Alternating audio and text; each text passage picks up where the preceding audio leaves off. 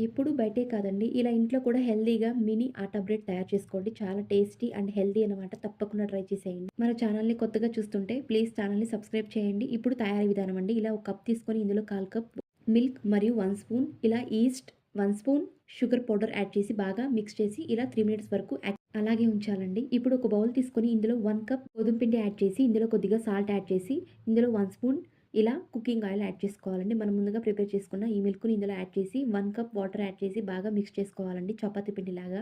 దీని మీద ఒక మూత పెట్టి అరగంట సేపు అలాగే ఉంచాలండి. అరగంట తర్వాత చూడండి చాలా బాగా ఇది పొంగిందండి. ఇప్పుడు దీన్ని బ్రెడ్ సైజ్ చేసుకొని ఇలాంటి బేకింగ్ ట్రే తీసుకొని ఇలా మనం ఒక బిర్యానీ పాత్ర పెట్టుకొని ఇందులో కొద్దిగా సాల్ట్ యాడ్ చేసి ఇలాంటి ఒక స్టాండ్ పెట్టుకొని ఇలా మనం 45 మినిట్స్ వరకు హీట్ చేసుకోవాలండి. అవన్ లేకుండా చాలా సింపుల్‌గా హీట్ చేసుకోవచ్చు. అంతే అండి, చాలా సింపుల్‌గా, హెల్తీగా మినీ ఆటా బ్రెడ్ తయారు చేసుకోవచ్చండి. తప్పకుండా ట్రై చేసేయండి. మరిన్ని ఇలాంటి వీడియోస్ కోసం ప్లీజ్ ఛానల్‌ని subscribe and support like. Thank you.